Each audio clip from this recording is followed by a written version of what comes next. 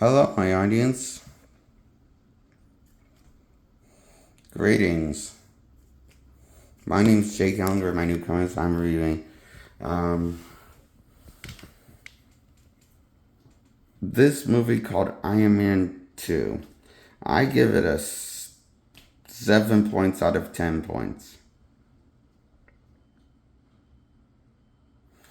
I thought it was slightly better than the original. 1 point above the original Iron Man 1. Both of them have just as shitty villains and get defeated and shitty villains and bullshit and shitty hero played by Robert Downey. We got the debut of Black Widow from Scarlett Johansson playing her breakout role of her career that made her a movie star.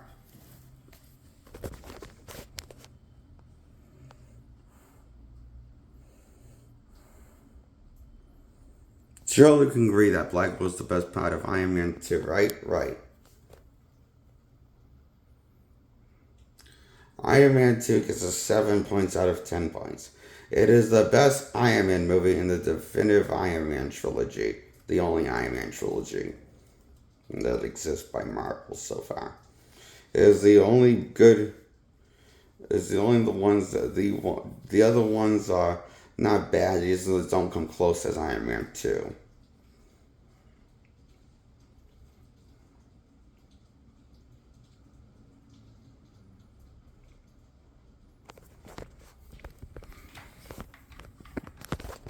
And I'm going to review Iron Man 3 and 1 in the same video. I give Iron Man 1 6 points out of 10. Iron Man 3, 6 points out of 10.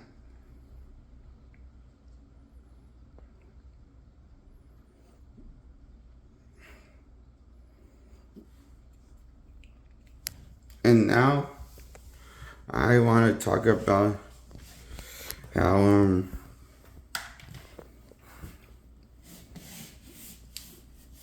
so that's my final verdict on the Iron Man trilogy and my thoughts. Now I'm going to review the Captain America Chris Evans trilogy, from the first one to the sequel. I give Captain America the First Avengers 7 out of 10, and Civil War a 7 out of 10, and Captain America Winter Soldier 8 points out of 10. Because Black Widow's the comedic relief character, but reduced to. Besides a badass, she's now the comedic relief character trying to hook Chris Evans up with a date, Captain America. Always trying to get him into interesting dating again. Blah blah blah. But that's funny. It's funny. Played for laughs. Their banter. And I really liked it. I give this a 8 points out of 10. It's as good as Wonder Woman with Gal Gadot, the first one.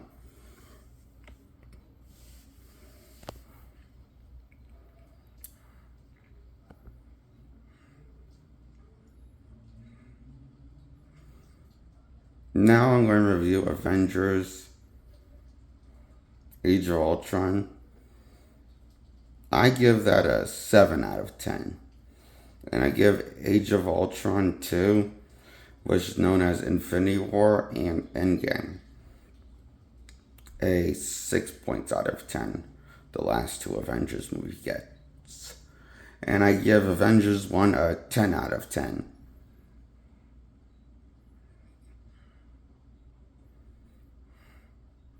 Because once you see one Avengers movie, that's the first one, you don't need to see any more after that, because it's milking the characters for all their worth and overstaying their welcome with their solo outings.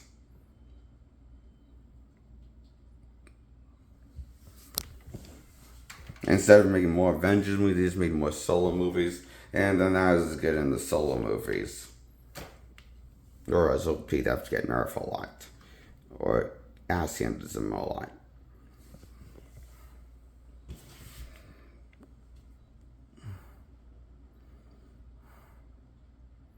Following the events of Phase 2 was Iron Man 3. After they finished wrapping up Phase 1 was Avengers 1. So, I give Thor movies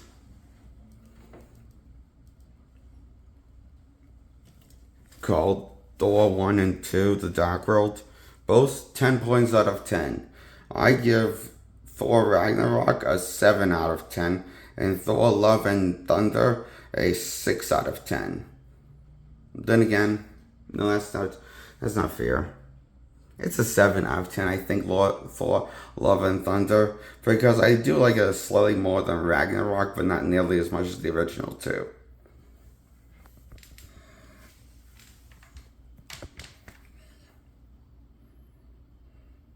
Because they both have their problems. A lot. The last two Thor movies, you know?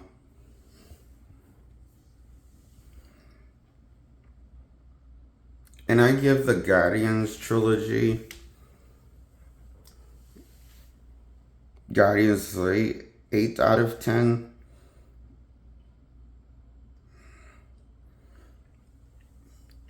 And Guardians 2, 7 out of 10. And Guardians 1, 7 out of 10. And Guardians Holiday Special, I give a 7 out of 10. That's the one where it's like takes place before Guardians 3 and after Guardians 2, after Infinity War wraps up in Endgame. To fill in the blanks of what's going on in Christmas time in the Marvel Universe galaxy. And I give this movie called Werewolf by Night a 10 points out of 10. The black and white flick by Marvel Studios short event. It's a great film to watch for Halloween, get you in the Halloween mood. If you're a big fan of old school horror, it's shot like old school horror film, black and white, and with practical effects and stuff, and not the CGI. So it's pretty cool. Not there isn't CGI, there is, but it's like they actually like less. It's like just pretty cool how it's shot and looks and final product. Werewolf by Night gets a 10 points out of 10.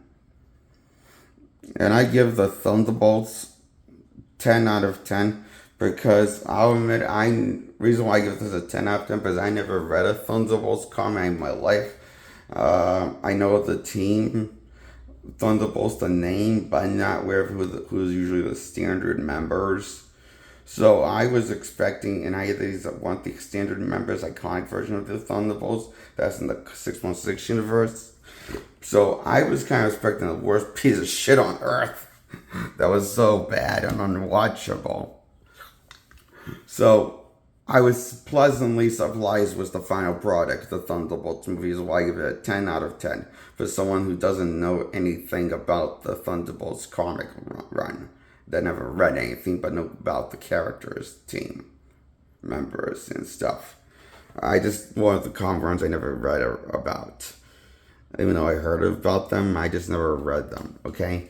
But, this makes me kind of interested in wanting to look at the source material and who are the Thunderbolts and the Thor source material and how, the differences, Because this did get me interested in checking out the source material because I didn't know, because I didn't think this was total trash. It actually surprised me a little more than the first Avengers movie for first viewing. Which I think that was the best Marvel movie before this movie. And the best Marvel movie before the first Avengers movie is Incredible Hulk for me. For cinematic movies.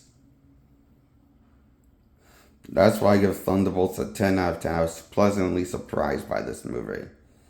It wasn't as dumb as I was afraid of being written. Like I was worth that every scene was gonna be stupid. Every scene was gonna be written as a joke. Even death itself, like Gunn has kind of like debuted that during the Gunn days of Volume One, is where every movie had to be like Gunn's Guardians debut, and where even death has to be kind of a joke, treated like. But so when characters like kind of teasing might die, do die, it's not treated as a joke. It's actually played for a serious drama. So when death is kind of near near, the characters are in danger, near death. My experience as you feel for them, and you feel scared for them. So, but you do like these characters on the Thunderbolts, and they get promoted to the new Avengers. So that's cool. They come to these new Avengers. I mean, they're not as clean cut as the old school Avengers, or as powerful. Like, for example, they don't have like a god on their team like Thor or Hulk. They have Sentry, but his name is probably going to turn into Sentry. He thinks when he actually lets Sentry take the wheel of his split personality, the Void called. So that's okay. So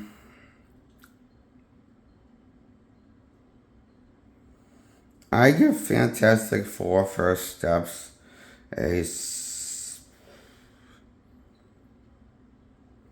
I give it a 6 out of 10. I didn't like it. I thought they really mixed the mark more than the Fox failed reboot. That was dark and gray was Michael B. Jordan as Johnny Storm. I feel like this was a bigger lesson than that last Fox reboot for me.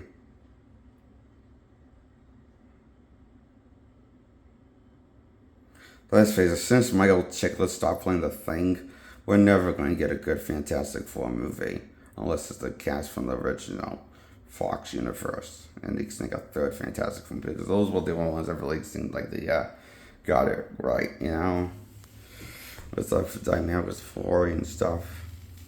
Sure, those characters could face a better threat, and the tone should have been more serious with these characters and maybe more mature tone with like characters. But I think the thing is, I wanted a better Fantastic Four movie, not a better cast to play Fantastic Four, because I don't think anyone could cast a better Fantastic Four than the ones from the 2000s Fox era. They only got two outings. I think we could get a bad Fantastic Four movie, but I don't think we could ever get a better cast to play Fantastic Four members. And this one kind of proves it, my theory.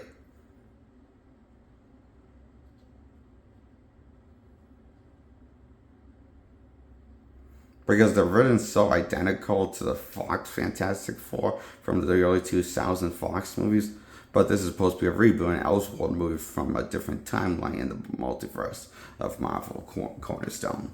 So it's supposed to has like this.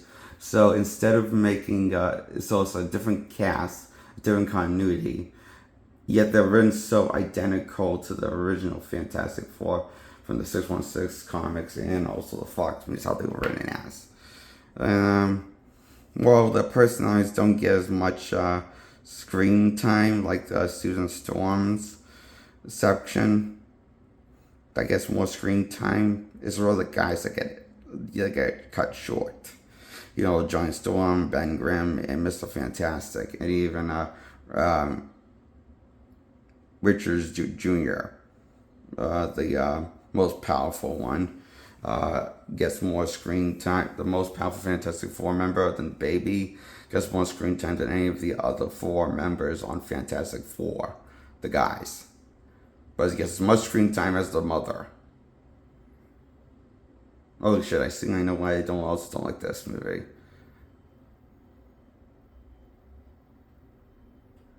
There's too many, one character overshadowing all the other team members with Spotlight craving moment movie this is created. This is Susan Storm, and instead of all the other characters sharing the spotlight, one character is hogging it. don't really like that. So that's why I give Fantastic Four First Steps a 6 points out of 10 points. I hated it.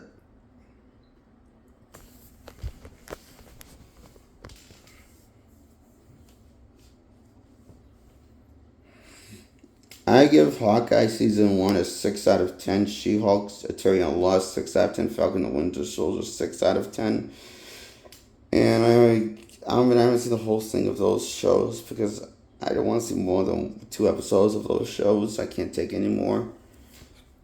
And I hated those shows. And I give WandaVision a 6 out of 10 because I regretted it. Seeing that show, even though I kind of enjoyed parts of it, I just regretted it. And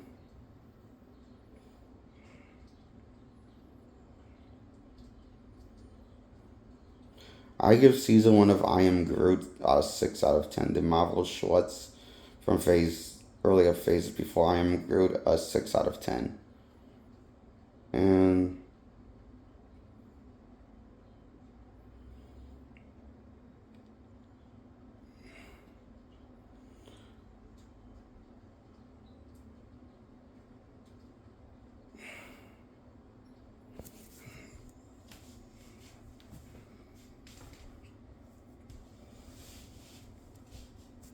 I want to talk about Eternals, and I give that a 6 out of 10. Okay, well, I like the Big Celestials designs and stuff. They were cool. I think maybe they could work as their own movie, the Celestials, than the Eternals, because they're cooler than the Eternals. Interesting, really nice characters and design-wise. And surprised by they're more faithful to comics designs than the Eternal comic strips are. Which the Eternals from the original Eternals run. So they were trying to modernize the costumes.